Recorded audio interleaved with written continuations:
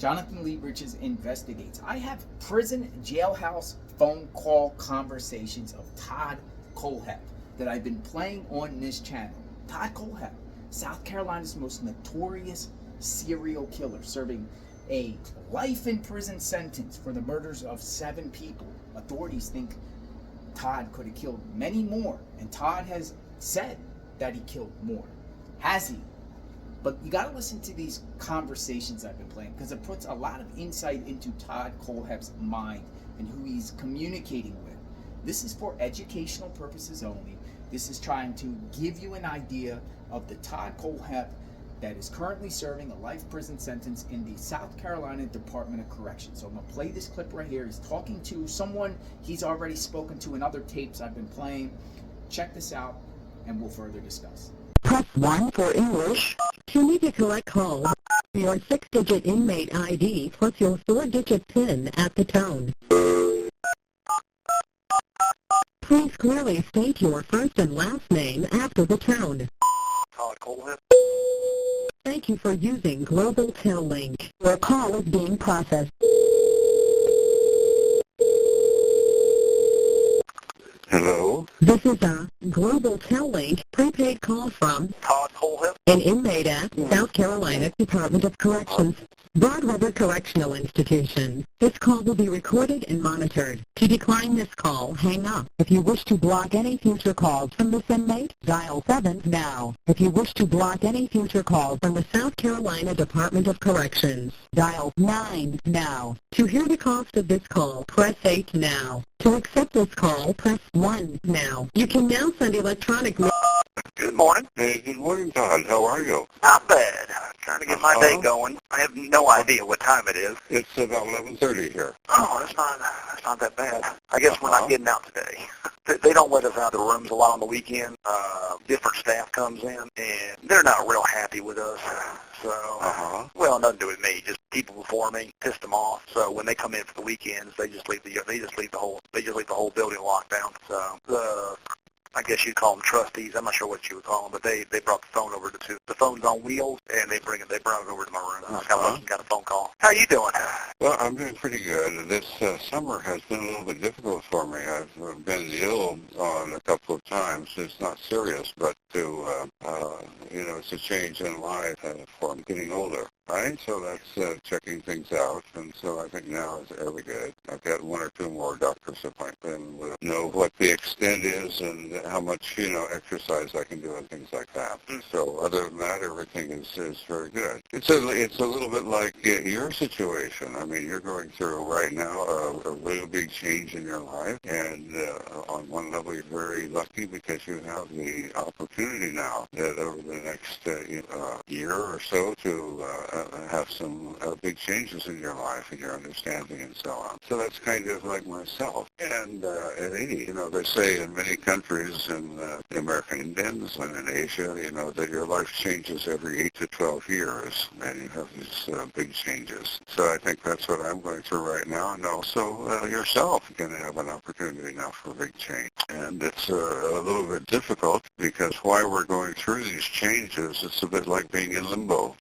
You can't do what you've done before, and they're not ready to do in a different way. We're learning to do in different ways now based upon what our life and how our lives are changing. So I think that will happen for you. It takes a little time. The problem with it is that during this time, it's like being a bit in limbo. So we have to be, patient, see how things work out, and know that things will get better. So hopefully you're locked down and everything. That won't last that long, No, we'll probably lock down today, and because tomorrow's a holiday, they'll probably be short shift, so we'll probably lock down tomorrow. And then come Tuesday, we'll be back to going like normal. I've been doing that.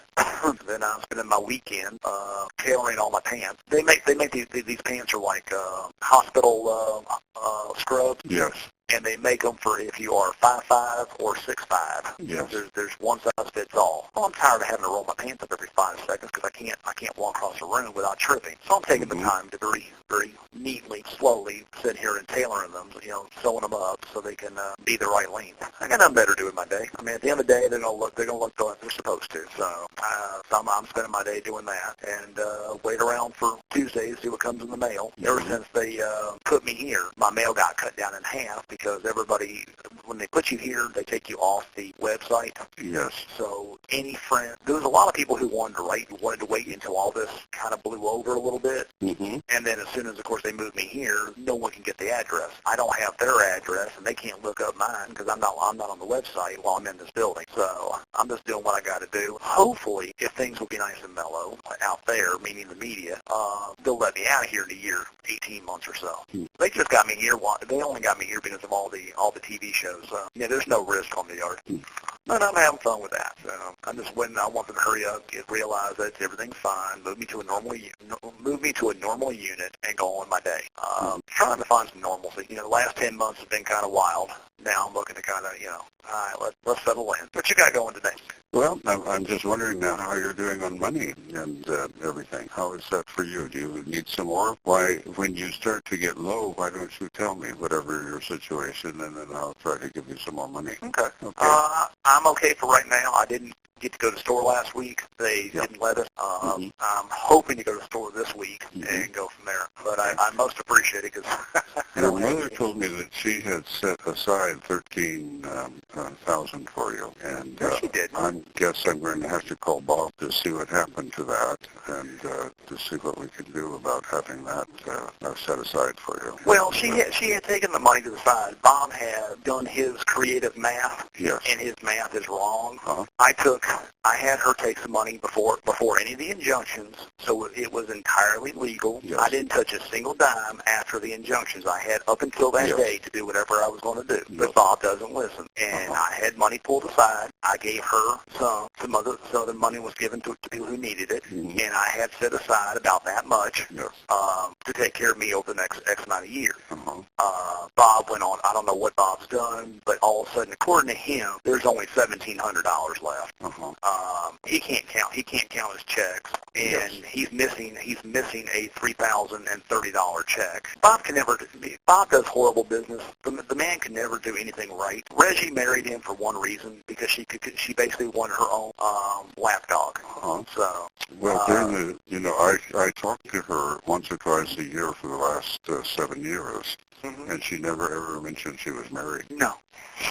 So the only time that I found out that she was married was about when her funeral. I only found out right before that. I never knew. Yes. She never told me anything. We never talked about it.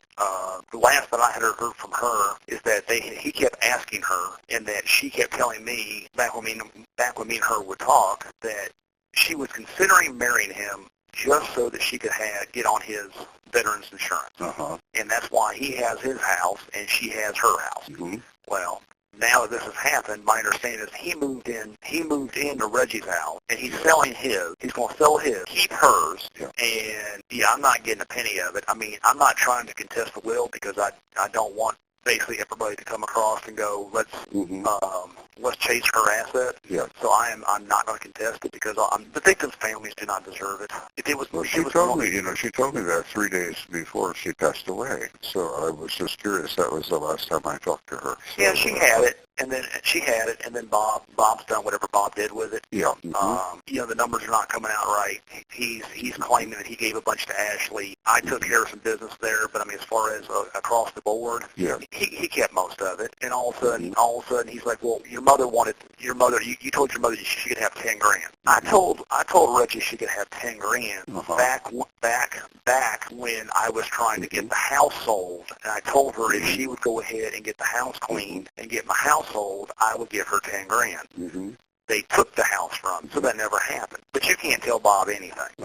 When I'm sitting on $1 million piece of dirt, and I've got a $200,000 house, and I've got 2 BMWs in the garage. Yes, I don't mind if you'll get them sold for me. I'll be happy to give you part of the money. Yeah. Well, that's not how Bob took it. Bob took it as, it doesn't matter whether your mom does anything or not, you need to give your mother 10 grand. Mm-hmm. So he's kept the 10 grand. The other money has disappeared, and he says now that the only thing left is $1,700, which he still hasn't given. Yes, it's been special, but yet he went to my house, took all my TVs, ran off with my surround system. Basically, everybody went to my house and treated it like a CVS in Ferguson. Ran off with all my stuff, and don't want to talk to me, don't want to be around me, but we'll be more than happy to take your stuff. Uh-huh.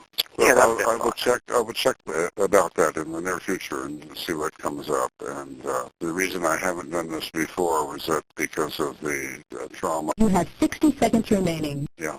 Okay, we have 60 seconds, and so I thank you for your call again. And I want to be writing you this week, and I'll get back in action. I've been kind of out of it all summer long because of these illnesses that I've had. But Please I'll take get care back of in yourself. my shape very soon. Mm-hmm. You're the last family I got. You have 30 seconds remaining. Okay, but I always, Janice and I both always appreciate hearing from you, and in the not too far distant future, I hope to come see you, and maybe within the next 3 or 4 months, maybe something like that. Well, I haven't put in paperwork, but I'll get it to you. Yeah, if you need anything, then please let me know, and then I will get back to you, okay? And I'll be writing shortly. And thank you for your very good long... So Todd Kohlhepp, let me know what you think about that conversation. If you haven't paid attention to Todd Kohlhepp, his case is wild. I mean, he had someone on his property held like hostage who actually escaped months later, but he was a real estate guy. I mean, the guy was luring people to him. Scary stuff, people, but it shows that evil does exist out there, and Todd Kohlhepp is definitely evil, but he sounds nice on these telephone conversations. That's where I'm baffled by. Let me know what you think. Subscribe to my channel, hit the notification button, and check out my Todd Kohlhepp playlist. We will talk soon. Stay tuned.